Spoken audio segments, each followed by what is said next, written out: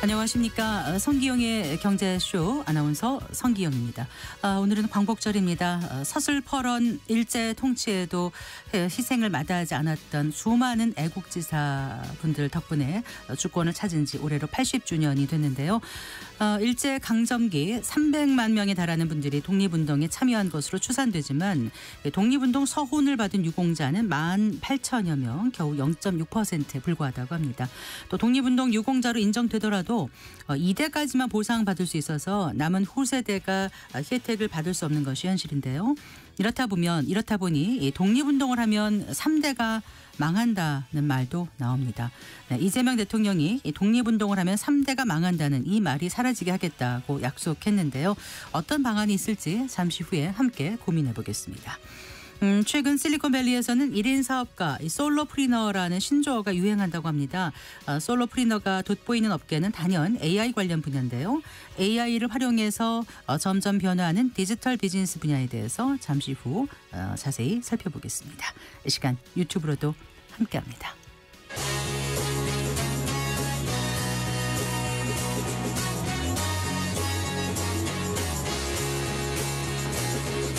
경제 시야를 넓혀드립니다. 투자의 지름길을 안내합니다. 돈 되는 정보를 발견하는 시간. KBS 1라디오 경제쇼.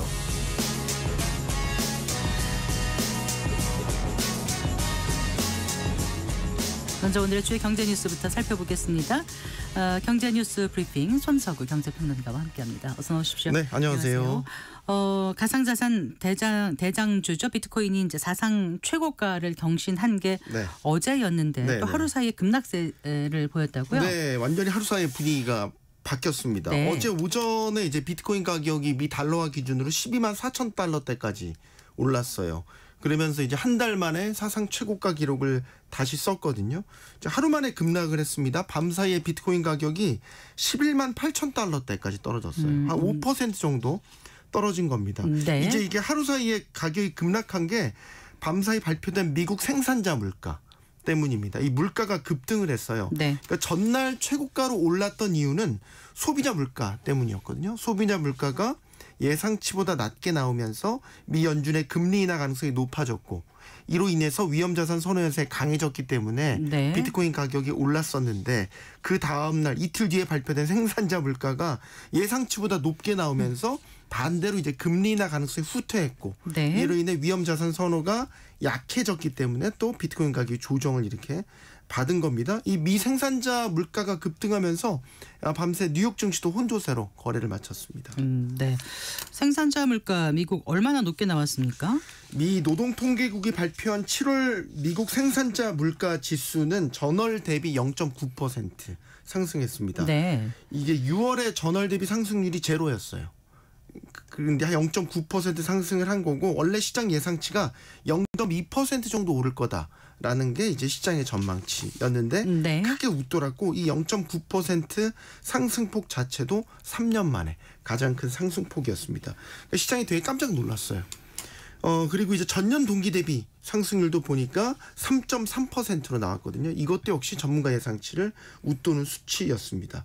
그러니까 이틀 전에 발표된 소비자 물가 지수는 전문가 전망치를 밑돌면서 안정적인 흐름을 보였던 것과 대비되는 모습이었습니다. 네. 보통 이제 생산자 물가는 소비자 물가의 선행 지표격으로 여겨지죠. 기업들이 제품을 생산할 때 물가가 오르게 되면 결국 나중에 시차가 있지만 소비자 가격에 이를 반영한다 이렇게 보기 때문입니다. 네. 그러면 이제 관세 영향이 미국 물가에 영향을 미치기 시작했다 이렇게 보는 건가요? 네, 이제 논쟁이 또 뜨거워질 것 같아요. 트럼프 대통령은 지난번 소비자 물가 이제 상승률이 예상치보다 낮게 나오니까 봐라. 관세 영향 없지 않냐. 물가 안정적으로 나오니까 연준은 금리를 내려야 된다. 이런 식의 압박을 또 했거든요. 근데 이제 이번 생산자 물가 급등한 거는 관세 영향이 본격화된 것을 보여준다. 이런 분석에 반대로 힘이 실리고 있는 거죠. 아직 소비자들에게까지는 관세 영향이 체감되지는 않고 있지만 네. 결국에는 인플레이션 경제 전반에 물가, 관세 영향이 퍼지고 있다라는 분석인 건데 분석은 이렇습니다. 그러니까 소비자 물가는 아직 안정적이잖아요. 그러니까 기업들이 관세 비용을 아직까지는 소비자한테 전가하진 않고 상당 부분 스스로 감내해내거나 부담하고 있다라는 건데 네. 결국에는 버티지 못하고 소비자에게도 가격 상승이라는 부분으로 전가하기 시작할 것이다. 이런 전망이 나오는 거고 이에 따라서 이제 금리 전망도 아까 인하가 후퇴했다고 말씀드렸잖아요. 지금 예를 들어서 CME 패드워치 같은 그런 이제 미 금리 전망을 하는 폴을 보면 네. 여전히 금리 인하에 대한 그 전망이 90% 이상이에요. 근데 지난번 소비자 물가가 안정적으로 나오고 나서 시장에선 어떤 얘기가 나왔냐면 금리 인하 자체는 이제 기정사실화. 금리 인하가 문제가 아니라 25bp를 할 거냐 50bp의 문제인데 네. 50bp 쪽으로 더 무게가 실렸었거든요. 네. 그런데 이번에 생산자 물가가 너무 튀어 올라가 버리니까 네. 이제는 뭐 빅컷이라는 얘기는 반대로 쏙 들어가 버린 그런 상황입니다. 알겠습니다. 자, 이재명 대통령이 전기료 인상에 대한 언급을 했습니다. 네. 예, 그러면 어떻게 될까요? 이 전기료가 올해 안에 인상될 거라는 전망이 나오는 거예요. 어때요? 네. 지금 그렇게 전망이 나오고 있는데 어제 열린 수석 비서관 회의에서 이 대통령이 이 전기료 인상을 언급한 거였어요. 2035년 국가 온실가스 감축 목표 준비 상황을 점검하면서 네. 이 온실가스 감축 목표를 달성하려다 보면 전기 요금이 오를 수밖에 없다. 이걸 국민에게 알려서 이해와 동의를 구해야 된다. 이렇게 언급을 한 거죠. 이 대통령이 이제 전기료 인상을 언급한 것에 대해서 대통령실은 일단 선을 긋고 있습니다. 그러니까 장기적으로 전기요금 인상이 필요하다는 취지인 거지 이게 당장 전기요금 추가 인상에 관한 구체적인 계획이 있다 이런 건 아니다라고 이제 설명을 했어요. 그런데 이제 네. 전력 수요라든지 최근에 그다음에 한국전력의 재정 상황 그리고 향후 국정 운영 계획 이런 것들을 보면 올해 안에 전기료 인상이 가시화될 수 있다는 전망이 나오고 있는 거죠. 일단 지금 상황을 보면 전기료 인상이 좀 불가피해 보인다 이런 말씀이신 거죠? 네. 이재명 정부가 들어서면서 이 전력과 관련해서 국정 운영 방향으로 제시한 것 중에 하나가 재생에너지 비중을 대폭 늘리겠다라는 네. 거잖아요. 그래서 이제 2038년까지 전력 수요를 담은 11차 전력 수급 기본 계획상으로 보면 재생에너지 발전 비중을 8.4%에서 2038년 29.2% 30% 가까이 높인다라는 계획이 포함됐거든요. 그런데 이제 문제는 지금까지의 기술력으로는 재생에너지를 통해서 만드는 전기 가격은 아직까지 예를 들어서 화석에너지로 만드는 전기 가격보다 비싸요. 네. 그래서 이 지금 계획상으로 재생에너지를 이게 대규모로 늘리려면은 장기적으로 보면은 전기요금 인상 요인으로 작용할 수 있다. 하나의 분석이 또 나오는 거고 왜냐하면 한국전력 이걸 사줘야 되잖아요. 재생에너지를. 또 재생에너지 확대를 위해서는 초기에 이제 설비 투자도 획기적으로 많이 늘어야 그렇죠. 된다는 예, 거죠. 예. 그러니까 초대형 투자가 필요하기 때문에 결국 이것도 한국전력이 해야 되는 거거든요. 그럼 전기요금 원가에 영향을 줄 수밖에 없다라는 거. 또 한전이 또 재정난이 심각하지 않나요? 네, 그렇습니다. 올해 상반기 연결 기준 총 부채가 206조 2천억 원. 작년 말보다 8천억 원이 더 증가했습니다. 이제 구조적인 적자 원인은 아시겠지만 2021년에 발생했던 러시아 우크라이나 당시 전쟁을 전후로 해서 국제 에너지 가격이 확 급등을 했었고 이게 이제 전기료를 생산하는 내 생산 단가에 직접적으로 영향을 줬지만 당시에 원가에 제대로 반영을 못했죠. 네. 그래서 당시에 한전이 떠안았던 영업 적자 규모가 43조 원에 달한다. 이런 분석이 있지 않습니까?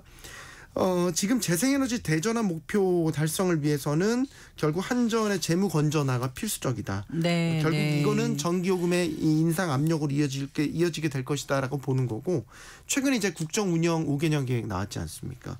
여기에도 보면 국가적 AI 확장을 위한 대규모 전력 인프라 투자 계획도 포함이 됐습니다. 네. 이 사업을 주도할 주체도 결국 한전력이거든요. 이런 점들을 미뤄봤었을 때 전기료 인상은 불가피하다라는 전망 나옵니다. 네. 자, 그리고 이 얘기 좀 해주세요. 오늘 25일 열리는 한미 정상회담에 국내 4대 그룹 주요 기업 총수들이 경제 사절단으로 동행하는 거죠. 예, 뭐 예상이 됐던 부분이기는 한데요. 이제 오는 24일부터 26일까지 2박 3일간의 일정으로 이제 이재명 대통령이 미국을 방문하죠. 여기 이제 동행할 경제 사절단이 지금 꾸려지고 있는 건데 일단 이재용 삼성전자 회장, 최태원 SK 회장, 정의성 현대차 회장, 구광모 LG 회장 4대 그룹 총수를 중심으로 경제사절단이 꾸려질 전망이고요. 네. 여기에다가 이제 조원태 한중그룹 회장, 김동관 한화그룹 부회장, 정기선 HD현대 수석 부회장도 사절단에 포함될 걸로 보입니다. 네. 요 사절단의 이름들을 보면 사실 이번 회담의 목적이 뚜렷하게 드러나죠. 관세 협상 타결을 지었지만 이번 2박 3일간의 방미 일정은 그 관세 협상의 후속 협상이 주가 될 것으로 보이거든요. 네. 그렇게 되면 우리나라와 미국 간의 경제 협력에 포함된 분야들, 반도체, 뭐 자동차 배터리, 조선 이런 것들이 다 양국 경제 협력 분야에 있어서 이번에 논의돼야 될 부분이거든요. 당연히 사절단에 포함될 것으로 봤고 전체 경제사절단 규모는 많이 축소될 것으로 보입니다. 네. 사실 예전에 경제사절단 보면 100명이 넘어갈 때도 있었거든요. 이번에는 지금 예상으로는 20명 내외 정도의 매우 그렇군요. 소규모 사절단으로 꾸려질 것으로 전망이 되는데 이유는 일단 이번에 방미 일정이 확정된 게 얼마 안 돼요. 이번 주에 최종 다 조율이 끝나서 대통령실에서 발표를 했기 때문에 네. 대규모 사절단을 꾸릴 시간도 없었고 일단은 이번에 이 방미의 초점은 관세 협상의 후속 협상이기 때문에 선택과 집중을 해야 될 필요성도 있다라는 점에서 대규모 경제 사절단이 오히려 효율성이 떨어진다라는 지적도 있었습니다. 또 하나 이게 또 이재명 정부의 실용 외교 차원에서도 필요한 분들만 가는 게 맞다라는 이야기도 나오고 있어서 이번 경제사절단은 규모에 있어서는 상당히 소규모 경량화된 상태로 꾸려질 것으로 보입니다. 네, 잘 들었습니다. 고맙습니다. 감사합니다. 경제뉴스 브리핑 손석우 경제평론가와 함께했습니다.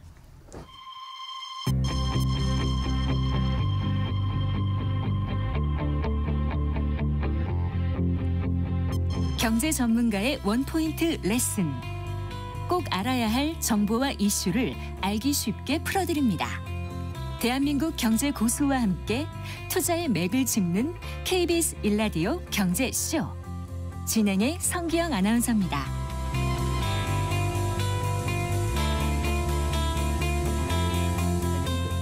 네, 4시 17분입니다.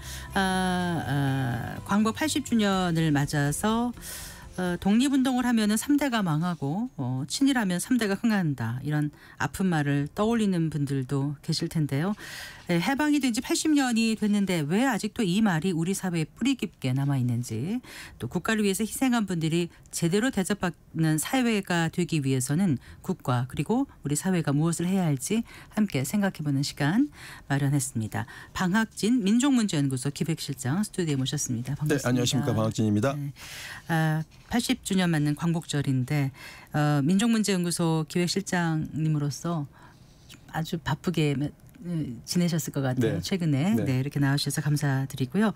어떤 소회를 갖고 계십니까? 작년에는 그 뉴라이트 기관장들 임명 때문에 또 광복절이 쪼개져 가지고 반쪽 광복절이 돼버렸고 그것이 1년 전인데 지금은 이제 광복 80년이 됐는데 그 80주년 기념식에 제대로 생존 독립운동가들이 나올 수가 없는 상황. 어떻게 보면 이제 이 광복절을 기점으로 네. 이제 독립운동가 부재 시대를 우리가 절감하고 있다. 이제 광복절에는 또는 내년에 3.1절에는 독립운동가 없는 시대를 우리가 앞으로 계속 맞아야 된다. 어떻게 보면 그 독립운동가 부재 시대를 준비해야 되는데 네. 그런 준비들이 많이 부족하고 오히려 휘발성 이벤트 중심으로만 너무 기념식이 네. 흐르는 것이 아닌가 싶어서 좀 안타깝습니다. 독립운동가들이 이제 살아 계신 분들이 거의 생존해 계신 분이 없으실 거 아닙니까? 현재 법적으로 대한민국에서 독립운동가로 서원된 분이 18,000명인데 네. 현재 생존한 분이 5명이고요. 네. 여성은 단 한 분도 없습니다. 여성은 작년 11월에 오영 여사님이 돌아가시면서 이제 생존한 여성 독립운동가 없고 네. 그 지금 5명 중에서도 3분은 요양원에 계시고요. 아. 예, 2분은 거동을 그냐마 하시는데 네. 그 2분 중에 한 분은 그 가락시장 앞에 사시고 네. 한 분은 제주 성산에 사시는데 그 네. 나머지 2분도 사실은 다른 분의 조력이 없으면 이동이나 대화가 좀 어렵습니다. 지금 독립운동가 부재라는 표현은 왜 하신 거죠? 왜냐하면 지금 우리가 이제 80년이 됐는데 네. 그분들이 최소한 어렸을 때 20살에 독립운동 했다 해도 광복 80년이니까 100세가 더 넘은 분들이거든요. 네. 그럼 이제 독립운동가도 있을지 남아있지 않죠. 과거 남은희 탤런트께서 주연 배우했던 영화 중에 위안부 문제 영화 I Can Speak라고 있었는데 바로 내가 주인공이다. 내가 역사의 주인이기 때문에 네. 위안부에 대해서 함부로 말하지 마라. 라고 했지만 이제는 독립운동가뿐만이 아니라 징용 징병 피해자, 네. 위안부 할머님들도 또는 일제강점기를 조금이라도 경험한 분들이 다 이 지구상에서 없어지고 있기 때문에 네. 그 시대를 앞으로 우리가 어떻게 아이들한테 그렇죠. 교육해야 될까 이것에 대한 절실한 각성이 필요한 시기입니다. 그러네요. 그 민족문제연구소가 어떤 일을 그동안 해오셨는지 아까 그 이제 방송 들어오시면서 이 배지가 잘 보일까요 말씀을 잘 보이길 하셨는데 바라고. 네. 좀 너무 낮게 다셔가지고 원래 네. 배지 이렇게 기세다 다셔야 되는데 셔츠라서 어쨌든 네, 여기가 뭐 묻어가지고 여기다 붙였습니다. 네.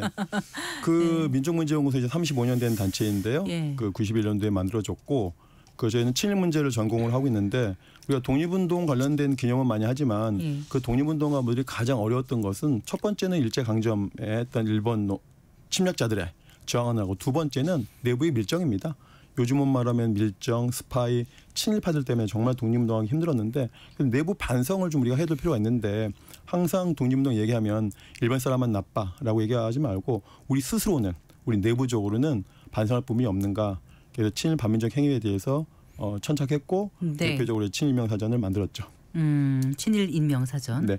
일제 35년이라고 하는 게 단순히 일본의 지배만 강해서 그런 것이 아니라 내부의 친일 반민족 행위자가 없다면 일본 제국주의자들의 길라잡이 역할을 하지 않았다면 조선인들이 네. 식민 지배가 그렇게 길어지지 않았을 겁니다. 네.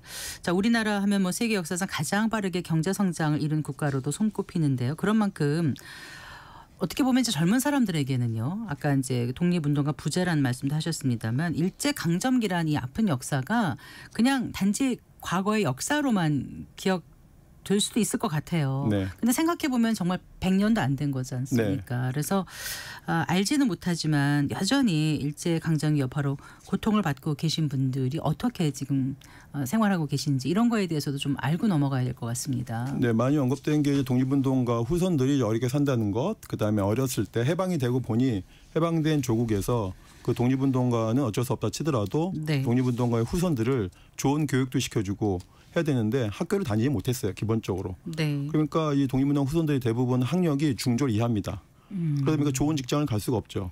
그러다 보니까 좋은 직장을 못 가니까 경제적으로 어려울 수밖에 없고. 좋은 일자리에 갈 수도 없고. 그렇습니다. 네. 그러니까 이게 빈곤의 대물림이다. 네. 그래서 뭐 쉬운 말로 뭐 독립운동하면 3대가 망한다 하는데 그건 거짓말이고요. 5대째 망하고 있습니다. 그러니까 이 빈곤의 굴레를 헤어나기가 어려워요. 왜냐하면 첫 번째 단추를 잘못 끼웠기 때문에 네. 계속 반복되는 것 같습니다. 예를 들어서 또 이런 경우 국내의 경우고 해외에서 나가서 독립운동한 경우도 있는데 예를 들어서 그 경기도 화성 출신의 안순필이라는 분이 있는데 네. 이분은 120년 전에 화성에서 이민 갔어요. 노동 이민을 멕시코로 그다음에 네. 다시 쿠바로 갔는데 네. 쿠바에서 독립운동 하셨거든요. 군자금 내셨어요. 그 어려운 와중에 애니깽 농장에서. 네. 근데 그분의 후손이 지금 3대 중손자가 살고 있는데 알베르토 안이라고 이 안순필이 독립운동 서원받은 게 2023년입니다. 재작년이요? 네. 그런데 우리가 쿠바랑 수교된 게 작년이에요. 그렇죠. 그러니까 안순필은 독립운동 했다고 기록엔 우리가 돼 있고 훈장은 발급이 돼 있지만 네. 받을 사람이 없는 것이고 네. 연금이 제대로 지급이 안 되는 거죠. 미수교 그러니까 뒤늦게 국가였으니까. 서운을 받아도 의미가 없어지네요. 근데 그건 경제적으로 그렇습니다. 네. 쿠바의 경우이고 그다음에 네. 쿠바가 아닌 대한민국의 독립운동은 특징이 전 세계에서 한 거거든요. 러시아 지역이라든지 동남아라든지 심지어 유럽이라든지 거기에 흩어져서 독립운동한 분들 후손은 찾을 길이 없는 거죠. 그러니까 지금 우리가 독립운동가 후손들을 네. 우리가 찾는 것 이것도 절실한 문제입니다.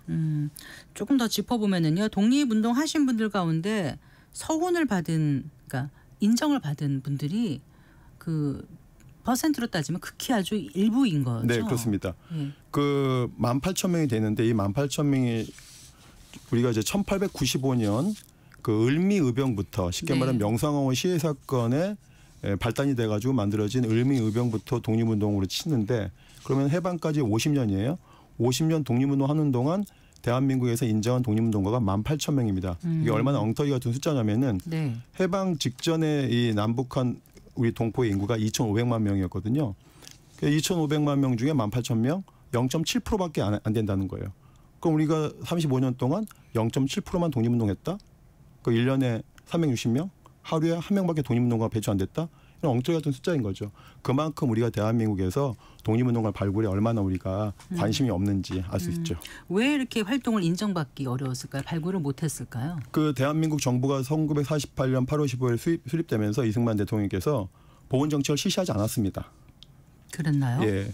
오히려 보훈 정책은 62년도에 실시가 돼요. 네. 그러니까 17년 동안 대한민국에서는 독립운동가 보훈 정책이 없습니다. 그러다 보니까 가장 중요한 시기에 독립운동가 후손에 네. 대한 교육도 못 시키고 네. 독립운동가 당사자들을 찾는 노력들을 못 하다 보니까 네. 이거 뭐 시간이 지나다 보니까 어렵고 그다음에 남북 전쟁이 일어나고 하다 보니까 이 흩어져 있는 중국이라든지 러시아에 흩어져 있는 독립운동가를 찾을 수 있는 길이 막힌 거죠. 네. 네. 민족문제연구소에서 그러면 이런 숨은 독립운동가들을 발굴해서 네. 대신해서 포상 신청하고 이런 일을 해오신 거죠? 네. 민족문제연구소 전공은 사실 친일 반민족 행위자 조사 연구인데 이 독립운동가 후손분들 그 서원받지 못한 후손분들이 보건처에 먼저 갑니다. 갔다가 이제 제대로 된 이제 설명을 못 받고 네. 다시 물어서 민족문제연구소에 오시거든요. 네. 35전이 되다 보니까 그런 분이 너무 많은 거예요. 그래서 저희가 그러면 이분들 한번 원을 좀 풀어드리자라고 네. 해서 저희 전공 분야는 아니지만 그 미서원된 독립운동가분들을 제가 찾기 시작했고 어떻게 찾기 시작해요? 처음에? 사실은 이것은 자료가라고 하는 게 자료를 발굴하는 거고 자료 발굴은 시간과 비용이 드는 거거든요. 네. 그럼 그만큼 전문 연구자들을 채용해서 그 분야만 집중적으로 조사 연구 시켜야 되는데 민족문제연구소가 그것들을 수십 년 동안 해왔고 네. 이번의 경우에도 저희가 그 30명 넘는 분들을 그 대신해서 그분들이 후손이 없는 경우도 대부분인데 네. 그 보훈처에 독립유공자를 한번 심사 받을 수 있도록 신청서를 낸 상태입니다. 그럼 신청서는 연중 접수를 합니까? 네, 그렇습니다. 보훈처에서? 그래서 이제 일정한 기간을 거쳐서 네. 유공 그러니까 공을 이제 예, 연중 접수하고 네. 결국 이제 3일절에 한 번, 8일호에 한 번, 11월 17일에 한 번, 1년에 3번 포상을 주죠. 아, 그렇군요. 네. 그 말씀하셨다시피 독립운동가들은 사실 가정을 거의 버리다시피 나라를 위해서 뛰어다니다 보니까 가정을 돌볼 수도 없고 네. 아이를 낳아놓고도 그냥 떠난 아버지들도 그렇습니다. 있고 네. 돈을 번다는 거는 거의 불가능했을 거고요. 이 집에 있는 돈까지 다 끌어다가 네. 독립운동 자금으로 쓴 경우도 많았을 테고 네. 특히나 이제 장자 같은 경우에 이제 독립운동을 한 경우는 대대로 이제 빈곤이 어떻게 이어질 수밖에 아까 말씀하신 대로 교육받을 기회도 없고 일자리도 못 갖고 이렇게 하다 네. 보니까 근데 어떻게 그러면은 그 독립운동가 후손들에 대한 그 연금 지급이 되는 거예요? 그 서훈을 받은 분들 같은 경우에요. 네, 사실은 이제 좀 서원이 늦게 되긴 했지만 일단 지금 현재 법으로는 75년 이전에는 네. 독립운동가 당사자 포함해서 네. 최대 4명까지 그러니까 이제 증손자까지 그 한 명만 모든 증손자가 아니고 중손자 때도 1명, 손자도 1명, 아들도 1명. 아들도 네. 형제가 많지만 다 주지 않고 1명만 이렇게 해서 줬는데 75년이 되니까 이제 월남 전쟁이 패망하죠. 월남 전쟁이 끝나죠. 이게 75년이었어요. 예. 73년이 아니고. 75년에 네. 73년에 우리 한국은 베트남 파병을 끝냈지만 실제 전쟁은 75년에 끝났는데 아니, 그 규정이 바뀐 규정이 게. 73년 네, 그 바뀌었죠? 전으로 그 네. 유신 직후인데요. 예. 그러면서 그 와중에 월남 참전한 분들이 너무 많이 오는 거예요. 그러니까 정부 입장에서는 너무 보훈연금이 너무 많이 나간다. 독립운동가가 한 10이라면 한 그 10배 정도 이상이 군인들에게 줘야 되기 때문에 네. 그러니까는 그 없는 살림에 많이 줄 수 없다. 독립유공자들에게. 그래서 독립유공자 한 대수를 끊어버린 겁니다. 그래서 3대가 아니고 예, 2대까지로 그렇습니다. 바뀌었군요. 네, 73년도에 바뀐 네, 그렇습니다. 거예요. 예, 73년이 유신 직후기도 하고 월남 전쟁 파병 철수한 게 한국군이 73년이거든요. 네. 근데 그게 벌써 50년 전 얘기지 않습니까? 네, 네, 그러니까 네. 그 당시에는 그렇게 베트남전으로 인해서 많이 또 지급을 해야 되는 상황이었고 네. 국가 경제가 좀 지금보다는 파이가 훨씬 네, 큰 그렇습니다. 덩어리가 좀 적었을 때 아닙니까? 네, 네. 그러니까 지금은 오히려 다시 3대를 늘릴 수는 지금은 없는 건가 이렇게 3대를 질문하는 분들이 아니 지금 3대 늘려도 받을 사람이 거의 없어요. 아 그러네요 또. 그래서 광복회나 이런 분들은 상징적으로 늘려달라는 겁니다. 어떻게 상징적으로? 지금 그러니까는 지금 받더라도 못 받더라도 늘려달라라고 네. 하는 거고 그다음에 뭐 그 적어도 손자 1명 받게 해달라라고 하는 건데 그것도 아마 그 이미 그 예산 그 통계가 나와 있는데 그래도 큰 돈이 아니더라 알고 왔더니 지금 숫자에 비하면 그렇다는 거죠. 네. 네. 그럼 이제 포상 신청을 뒤늦게 해서 보훈을 인정을 받게 그러니까 그 공을 인정받게 돼서 네. 보훈 대상자가 되면 실제로 어느 정도로 그 받을 수 있는 건가요? 그게 이제 급수마다 다릅니다. 네. 이제 우리나라 독립운동가는 성원이 크게 5단계 급이 있거든요. 네. 1급부터 5등급까지 있는데 급수마다 다르고 아무래도 등급이 높은 분들은 연금이 많이 나가겠죠. 그렇지만 등급이 높은 분들은 다 당대 분들이거든요. 김구라든지 신익이라든지 이런 당대 분들이기 때문에 네. 지금 대부분들은 이제 그 또 젊은 분들은 또 독립운동을 늦게 하신 분들은 대부분 3급 밑에입니다. 4급, 5급이기 때문에 네. 돈이 크지 않습니다. 그러니까 크다 작다가 어느 정도인지 전혀 모르시는 분들이 계실 것 같아서요. 뭐 그건 이제 뭐 개인 그거긴 한데 하여튼 네. 190만 원에서 200만 원, 250만 원 많은 경우. 그런 게 그렇습니다. 네. 그렇게 근데 이제 됩니다. 그게 말씀하신 대로 등급 중에서 적게 받는 경우 중하위 정도 네. 되는 수급이죠. 네, 네. 아니 그러니까 그런 분들은 어느 정도 받으시는 건데요? 그러니까 200만 원 전후. 전으로 받으신다고요. 네. 네. 근데 그렇게 받는 대상자가 지금 그럼 전체적으로 몇 명인 거라고요? 지금 독립운동 인정받은 건 18,000인데 18,000이 현재 8,000명입니다. 8,000명. 아 그렇군요. 네. 그러니까 10,000명은 이미 이제 네, 돌아가신 거고 지금 8,000 명이 수권자라고 하는 분들 네, 네. 그 2대 3대 내려오는 그 법에 의해서 8,000명이 수권자입니다. 네. 그 국가보훈처에서 내놓은 자료를 보니까 2021년에 그 국가보훈 대상자 생활 실태 조사 보니까요. 독립유공자 후손 446명 중에서 15명 같은 경우는 비닐하우스 뭐 이런 데서 살고 계시고 또 독립운동자 유공자 가구 전체로 확대하면은 이 7,366명 중에서 200여 명이 누추한 주거 환경에서 살고 있는 것으로 조사됐다. 이렇게 나와서 그때 봤을 때 아 정말 열악하구나 이런 생각을 많이 했었거든요. 네. 그런데 이제 한편으로는요. 이제 독립운동에 목숨을 바치고 헌신하신 분들은 이렇게 어렵게 살고 계신 분이 많은데 그때 친일을 네. 했다거나 이런 경우에 오히려 정말 아주 이렇게 부를 누리면서 사는 경우도 있고 네. 지난해였나요? 그 왜 언제였죠? 이완용의 증손자가 그 뭐 이완용 소유했던 부지를 수십억 원대에 팔아가지고 이제 그 외국으로 이민 갔다는 그 뉴스를 본 적이 있는 것 같은데 네, 많은 분들이 여기에서 좀 분노했거든요. 네, 뭐 유럽은 뭐 말할 것도 없고 한국도 이제 반민특위가 만들어져 가지고 네. 친일파들을 국민권 박탈 쉽게 말하면 선거권 피해 선거권 박탈하고 재산의 전부든 일부 몰수할 수 있는 법을 만들었지만 네. 단 한 명도 몰수하지 못했습니다. 왜냐하면 반민특위는 완벽히 실패했고 그 모든 그 이승만 정권에 의해서 반민특위가 강제로 해산됐거든요. 그러니까 대한민국에서 법적으로 처벌받은 친일파는 0명입니다. 이거는 기네스북에 들어갈 일입니다. 식민 지배를 35년 당한 나라가 이 반역자를 단 한 명도 처벌하지 못한 유일한 나라가 대한민국인데요. 그러다 보니까 그분들이 이 친일파들이 일제강점기 특히 일제강점기 말기에 누렸던 네. 경제적 부를 국가가 환수를 못한 겁니다. 그 부가 그대로 이어졌죠. 네. 그리고 공무원의 친일 공무원의 경우에는 보통 친일 공무원들이 편하게 말하면 5급 이하 6급에 몰려 있었는데 일본 군인들, 일본 경찰들, 일본 공무원들이 다 자기 나라로 가면서 이 6급에 해당하던 조선인 관료들이 다 1급이 되는 겁니다. 수직 상승. 네. 그러니까 이제 이렇게 말하죠. 해방은 독립운동가 맞은 게 아니라 친일파가 해방을 맞았다. 일제 관료 밑에서 6급, 7급에 전전하던 친일 관료들이 네. 이제 그 자리를 그대로 올라가는 거죠. 예를 들어서 법원에 판사 15 하던 사람이 판사가 되는 거예요. 그런 식의 모든 분야에서. 그러다 보니까 그분들이 권력과 부를 그대로 이어가는 게 아니라 더 확장돼서 대한민국을 맞이했다. 이렇게 되는 거죠. 네, 그래요.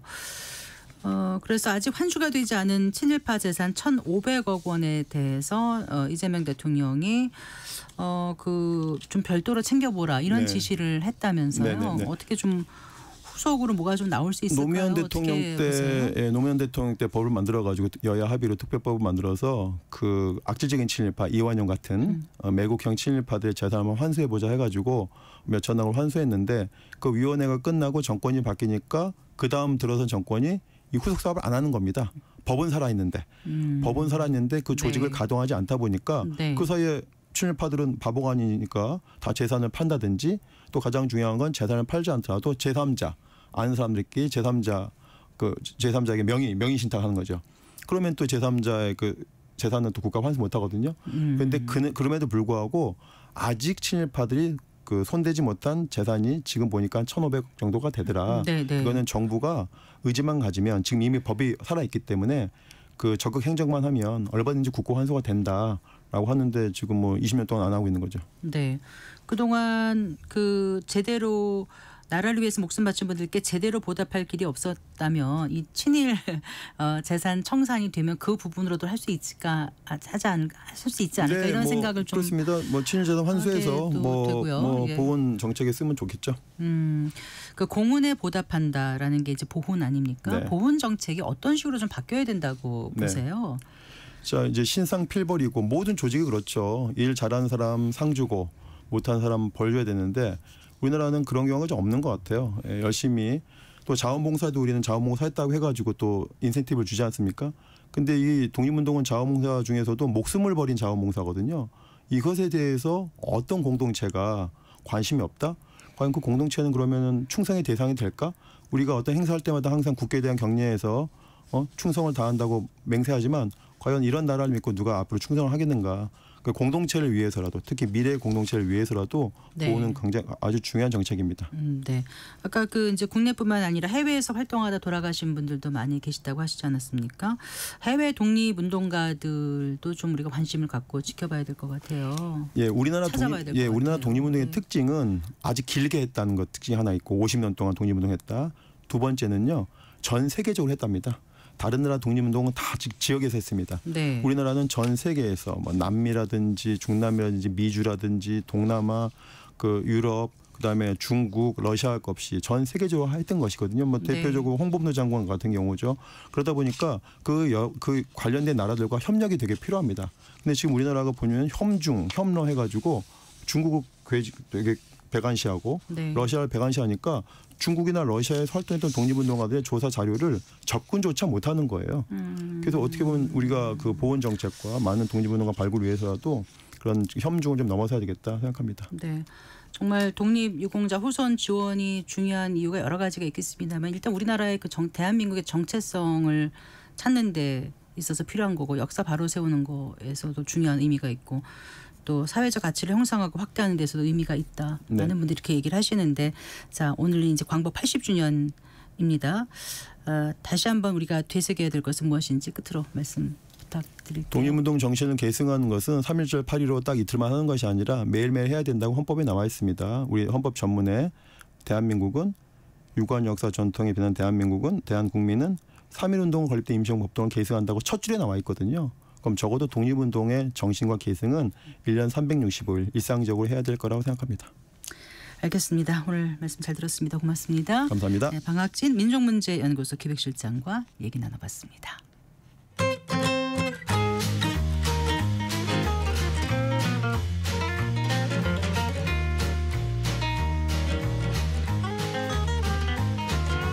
경제 맛집 투자 핫플. 지금은 돈 벌기 딱 좋은 시간. KBS 1라디오 경제쇼.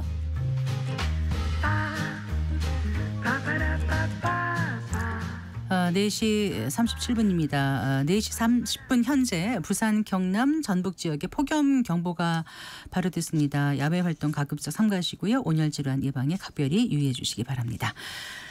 디지털 기술의 혁신으로 새롭게 창출되는 상품과 서비스가 우리 경제와 일상에 미치는 영향에 대해서 알아보는 디지털 이코노미 시간입니다. KDI 한국개발연구원 김동영 박사와 함께하겠습니다. 여보세요. 네, 안녕하세요. 안녕하십니까. 오늘은 이렇게 전화로 연결하게 됐네요. 네. 자, 오늘 어떤 내용 준비하셨다고요? 예, 제가 몇 주에 걸쳐서 이 AI로 인해 발생할 수 있는 새로운 현상이나 문제들을 말씀을 드리고 있는데요. 네. 임계점을 돌파한 이 범용 AI 등장으로 1, 2%에 불과한 현재의 저성장 기조가 20, 30%로 바뀌게 되면 어떤 결과가 나타날까 네. 이런 것들을 알아봤었고요. 또 한편에서는 세상이 변할 때는 기하급수적인 성장이 동반되는데 이때 AI가 또 어떤 역할을 하는가도 살펴봤습니다. 네. 네, 오늘은 비즈니스 측면에서는 또 어떤 변화가 발생할지를 살펴보려고 하는데요. 저만 하더라도 LLM이 등장하면서 정말 많은 도움을 받고 있거든요. 비즈니스를 기획하고 실행하는 분들도 마찬가지일 거라고 생각이 듭니다. 그중에서도 디지털 혹은 웹 기반의 서비스를 제공하는 비즈니스는 AI 활용으로 인한 변화가 클 것으로 예상을 해볼 수가 있습니다. 네. 그래서 오늘은 AI로 인한 디지털 서비스의 변화들을 살펴보려고 합니다. 그러고 보니까 이제 AI와 디지털 서비스가 결합하면 시너지가 클 것 같은데 좀 소개해 주실 만한 어떤 현상이 있을까요? 예, 좀 이제 과거 얘기부터 시작을 해보려고 하는데요. 이 기계가 인간의 육체를 대신해 왔다면 이제 AI는 인간의 판단을 대신할 겁니다. 물론 판단의 종류나 맥락에 따라서 대신할 수 있는 종류는 굉장히 다르겠지만 이제 일정 부분에서는 역할할 수 있다라는 점들이 많은 사람들에게 공감을 얻고 있습니다. 혹시 아직 LLM 서비스를 써보지 않으신 분들이 있다면 아무 서비스나 선택하셔서 꼭 써보기를 권해드립니다. 네. 이제는 AI를 얼마나 능숙하게 활용하는가에 따라서 격차가 발생할 수가 있거든요. 그래서 AI 영향에서 많이 벗어난 직무를 담당하는 분들이다 하더라도 한 번쯤은 사용하고 그 효과를 경험해 보셔야만 합니다. 네. 네, 이 무엇보다 웹이나 디지털상에서 제공되는 서비스는 AI를 활용함으로써 많은 부분에 변화를 줄 수 있습니다. 이 변화를 하면 인간이 할 수 없던 범위와 속도로 서비스 제공이 가능한다거나 기존과 동일한 서비스를 인간의 개입 없이 제공할 수 있는 현상을 의미합니다. 네. 게다가 요 LLM의 등장으로 대화형 AI 서비스가 가능해지면서 뭐 소프트웨어 엔지니어가 꼭 아니더라도 AI 개발에 대한 어떤 지식이 전혀 없더라도 네네. AI를 실질적으로 충분히 활용할 수가 있습니다. 특히 많은 스타트업들이 양질의 인력을 구할 여력이 없는 초기 단계가 굉장히 어려운데요.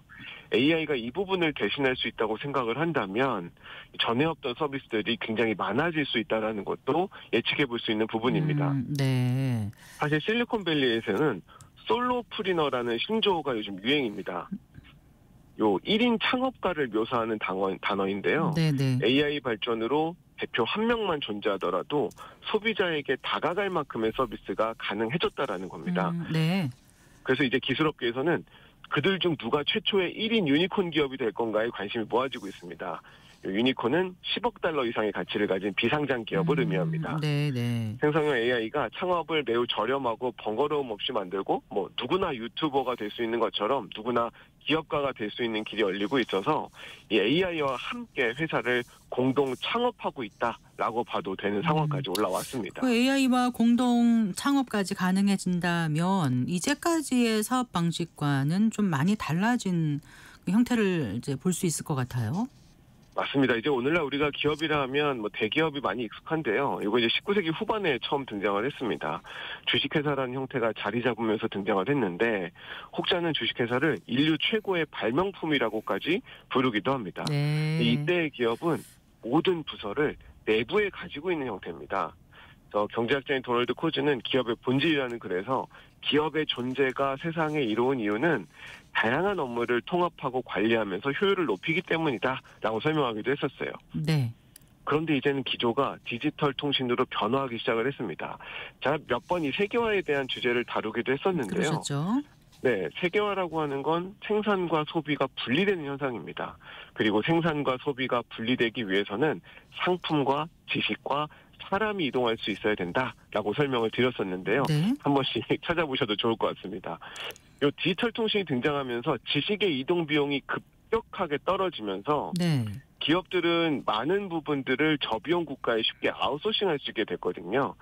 그러면서 구글과 같은 기업들은 마케팅을, 아마존 같은 기업들은 컴퓨팅 능력들을 용역을 받게 되는 거죠, 아웃소싱을. 네네. 특히 클라우드 컴퓨팅의 부상은 이 자본이 없는 기업들도 데이터 성장을 아웃소싱하면서 새로운 사업을 할 수 있다 보니까 굉장히 비용을 줄이면서 시작을 할 수가 있었습니다. 그런데 이제는 AI 기술까지 등장을 하다 보니까 이 반자율 에이전트가 기업들로 하여금 더 적은 직원으로 같은 양의 일을 수행할 수가 있게 된 겁니다. 기술 배경이 없어도 스타트업을 시작할 수가 있게 됐다라는 거죠. 네. 이제는 그러니까 AI가 단순 도구를 넘어서서 어찌 보면 좀 동료 같은 그런 느낌으로 다가올 것 같아요. 맞습니다. 이 재밌는 연구가 하나 있는데요. 예. 하버드 비즈니스 스쿨의 카림 라카니 교수가 P&G사 776명을 대상으로 실험을 한 겁니다. 네. 그래서 이제 어떤 한 명에게 AI를 같이 이용해서 하도록 미션을 주고 다른 팀에는 사람만 구성된 팀으로 동일한 미션을 수행하도록 한 겁니다.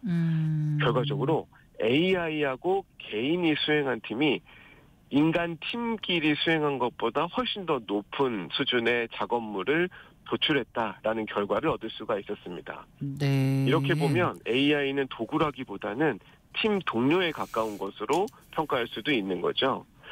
그런데 이제 이렇게 평가를 해보다 보면 AI가 인간을 대신할 수 있다라는 기조가 굉장히 자연스러워질 수가 있는데요. 네. 실제로 현장에서 이 글로벌 금융위 이후 그리고 코로나19 이후로 기업가들은 비용을 낮추기 위한 방법을 찾으려고 정말 애를 쓰고 있습니다. 그렇죠. 예. 근데 마땅한 방법이 없었거든요. 그런데 이제 AI가 등장을 하면서 이제는 창업가들이 내 밑에서 일하는 사람이 얼마나 많은지를 과시하는 게 아니라 내 밑에서 일하는 사람이 얼마나 적은지를 보라고 말하는 게 일종의 훈장처럼 여겨지는 시기가 돼가고 있습니다. 과거에 창업가들이 스타트업을 설립하고 첫 직원 고용하는데 2022년에는 6개월이 걸렸고 네. 2024년에는 9개월이 걸리다 보니까 네. 이 AI의 존재가 그만큼 소중하게 여겨질 수밖에 없는 거죠. 네. 동료로서 AI가 굉장히 능력이 있다 이렇게 느껴지네요. 그렇죠. 이제 일정 부분에서 사실이기도 한데 네. 사실 아직까지 완벽하지 못합니다. 어떤 회사에서 자판기를 AI에 보고 팔아보라고 했어요. 자판기에 있는 물건을. 그랬더니 이제 목표는 파산을 피하는 거였거든요. 네. 그런데 굉장히 잘한 부분들도 있지만 뭐 예를 들어서 수익성 있는 기회를 스스로 포기하거나 할인을 너무 많이 해주면서 돈 버는 걸 실패하는 결과도 나타나는 걸 보면 네. 동료로서 분명히 역량은 있지만 아직까지 네. 완벽하진 않다. 이런 부분들도 존재는 합니다. 그래도 AI가 동료로서 어느 정도 어느 정도 역할을 할 수 있다라면은 스타트업 창업 이런 거가 훨씬 더 활발해지고 좀 용이해지지 않을까 이런 생각은 드네요. 맞습니다. 이게 굉장히 중요한 부분인 것 같은데요. AI 기술이 발달하면 스타트업이 급증하겠다라는 생각을 해볼 수도 있을 겁니다. 그런데 이 미국의 사례가 굉장히 좋은데요. 굉장히 많은 스타트업을 지원할 수 있는 서비스와 인프라가 발전을 해왔음에도 불구하고 미국의 창업은 계속 줄어들고 있습니다. 그 이유를 찾아보면 네. 의외로 인구 고령화의 영향이 큽니다. 앞으로도 인구학적인 압력은 계속 커질 거기 때문에 이런 점들이 창업에 부정적인 영향으로 다가올 수 있는 점들을 고려를 한다면 아마도 AI 발달만으로 스타트업 창업이 급증하지는 않을 거다라는 예상들도 한 번쯤은 짚어볼 수 있는 부분들입니다. 그래요. 이제 AI의 발달로 인해서 기업들에게 미칠 부정적인 영향은 없을까? 이 점도 좀 짚어봐야 되겠습니다. 맞습니다. 이 AI가 발달할수록 신규 사업의 진입 장벽이 크게 낮춰지는 거는 사실입니다. 그런데 동시에 아이디어를 누군가가 신속하게 복제하는 것도 쉬워질 수가 있습니다. 네. 그러다 우리가 보통 이 LLM 쓸 때 보면 질문을 잘해야 좋은 답이 나온다. 뭐 이런 이야기들을 많이 하잖아요. 네, 그렇죠. 네. 이 창업 분야에서도 그 도메인 분야의 독보적인 전문 지식을 갖고 있지 않는다면 오히려 AI 발전으로 인해서 경쟁 우위를 유지하기가 더 어려워질 수도 있습니다. 무슨 말씀이시죠 이게요? 잠깐만요. 네. 예. 이 전문 지식 그러니까 네. AI가 갖지 못하거나 네. AI가 기존 자료로 학습해서 이해하고 있는 내용을 훨씬 뛰어넘는 무언가의 깊은 내용을 인간 창업자가 가지고 있지 않는다면 네, 이제는 네. 웬만한 보편적인 지식은 AI가 다 복제해서 가지고 있는 환경이 되기 때문에 네. 경쟁 우위를 유지하기가 굉장히 어렵다라는 이야기들입니다. 네. 그리고요. 게다가 또 부정적인 측면은 사회적으로도 나타날 수 있는데 특정 기업 의존도가 너무 높아질 수 있다라는 겁니다. 지금도 마이크로소프트나 오픈 AI, 아마존, 구글 이런 기업들의 의존도가 굉장히 높아져 왔잖아요. 네네. 특히 이게 과거 클라우드 인프라가 형성이 되면서 스타트업들이 이 창업과 운영에 많이 기대하다 보니까 그런 일들이 발생을 했는데 지금 AI도 결국 마이크로소프트와 아마존, 구글에 의존을 하고 있거든요. 실제 이 3사의 순이익은 미국 기업 전체 순이익의 7%에 해당합니다. 이건 10년 전에 2%에서 또 크게 올라간 수치여서 앞으로도 특정 기업 의존도가 굉장히 커질 수 있다라는 부분도 AI 발달이 미칠 부정적인 영향으로 살펴볼 수가 있습니다. 네. AI 기술 발전으로 검색 방식에 있어서 어떤 변화도 좀 나타나지 않을까요? 어떻습니까? 맞습니다. 이것도 재밌는 포인트 중에 하나인데요. 사람들이 이제 검색 엔진에 질문을 입력하는 대신에 점점 챗봇하고 대화를 합니다. AI가 발전하면서 온라인에서 정보가 퍼지는 방식이 달라지고 있는 건데 이제 이러한 변화는 더 많은 사람들에게 더 많은 지식이 전달되는 데는 유리하지만 검색 엔진 기업 입장에서는 수익성이 악화되고 있다는 걸 의미하기도 합니다. 네. 실제 검색 엔진으로부터 월간 트래픽은 지난 2년간 15% 정도 감소되었다고 알려지고 있거든요. 네. 그렇게 되면 광고 수익의 감소로 이어지고 그렇겠네요. 인간 트래픽은 광고 수익에서 굉장히 중요한 영역을 차지하기 때문에 그렇죠. 특히 레딧 같은 그 인터넷 포럼들, 사람들이 모여서 지식을 공유하는 이런 포럼 같은 역할을 하는 곳들은 주가가 뭐 절반으로 떨어질 정도로 굉장히 큰 타격들을 받고 있는 현실이기도 합니다. 네. 그러면 이제 검색 엔진 기업들도 앞으로 비즈니스 모델을 좀 바꿔야 되는 거 아닐까요? 그래서 이제 많은 검색 엔진 기업들이 어떤 대비를 하려고 하는데요. 그 중에 하나가 이 비디오 영상 분야로 진출을 하는 겁니다. 네. 아직은 이 비디오가 텍스트보다는 AI가 요약하거나 뭐 이렇게 편한 형태로 전달하기가 조금 어렵거든요. 대형 브랜드 회사들은 이 AI 회사들과 콘텐츠 라이선스 계약을 맺는 활동을 통해서 어떤 피봇을 준비를 하고 있습니다. 그런데 진짜 문제는 앞으로 인간 트래픽이 고갈이 되면 네. 웹은 새로운 출처가 필요하게 될 겁니다. 네. 결국에 인간의 활동이 웹상의 정보로 떠다녀야 그게 AI나 다른 알고리즘의 학습 먹이가 되기 때문인데요. 네네. 일부에서는 그런 유인들을 자극하기 위해서 이제는 뭐 무료나 이런 우리가 원래 하던 행동의 기대서는 더 이상의 정보가 늘어날 수 없다라고 판단을 해서 AI 봇이 사이트 콘텐츠를 읽는데 요금을 부과해야 된다라는 크롤링 종량제 시스템을 고안하기도 합니다. 네. 또 다른 사람들은 챗봇이 어떤 답변을 했는데 그 답변에 들어간 정보를 제공한 사람들에게 보상을 받을 수 있는 시스템이 없으면 네. 이런 정보 세계가 더 이상 유지되기 어려울 수도 있겠다라는 암울한 예측을 하기도 합니다. 네. 그럼에도 불구하고 이 웹의 새로운 비즈니스 모델이 도입되는 게 진짜 쉬워 보이지는 않습니다. 이제는 답변 봇이 모든 질문에 답을 할 수 있게 되면 더 이상 인간 답으로 구성되는 새로운 콘텐츠는 생성되지가 않거든요. 왜냐하면 정보가 그냥 그 안에서 계속 도는 셈이니까요. 네. 그럼 콘텐츠의 수도꼭지가 마르는 셈이 되고 이렇게 되면 AI 기업들도 이제 어려움에 직면하게 됩니다. 물론 메타 같은 기업이나 구글 같은 기업은 SNS라든지 유튜브라고 하는 새로운 데이터 확보 출처가 있기 때문에 어느 정도 버틸 수는 있겠지만 네. 오픈 AI처럼 우리의 정보를 학습해서 만들어진 알고리즘 같은 경우는 이제는 더 발전하기 위해서는 굉장히 큰 어려움에 직면할 수밖에 없을 겁니다. 네. 결국 모든 답변을 AI 봇이 하도록 그냥 내버려두면 디지털판 공유지의 비극이 발생할 수도 있습니다. 네. 이 공짜로 둘러다니는 이 모든 정보들이 과하게 사용돼서 고갈되는 형태가 나타나는 거죠. 그래서 새로운 비즈니스 모델이 도입되려면 어쩌면 규제나 정책의 영역이 더 발전해야 될지도 모르겠다라는 생각을 해볼 수 있는 부분입니다. 자, 오늘 이제 AI와 동업하는 1인 사업가 솔로프리너가 뜬다 이렇게 출발을 하셨는데 어떻게 좀 정리를 해주시겠습니까? 예, 오늘은 이 AI 발전이 비즈니스 측면에서 어떤 영향을 미칠 수 있을까 한번 살펴봤습니다. AI가 인간 동료 수준으로 발전한 영역에서는 1인 유니콘이 등장할 만큼 인건비와 우수 인력 확보의 어려움을 동시에 해결해 줄 수 있다는 점들 소개를 드렸고요. 또 AI 시대의 생존을 위해서는 비즈니스 모델의 변화도 염두에 둬야 한다라는 이야기를 드렸습니다. 왜냐하면 광고 수익이 굉장히 중요한 디지털 서비스의 요인들이기 때문이죠. 이런 것들이 이제 다 바뀌어야만 할 겁니다. 이처럼 AI의 발전은 비즈니스의 비용 측면에서부터 기업에서 일하는 방식 그리고 넓게는 디지털 시대의 비즈니스 모델까지 변화시킬 겁니다.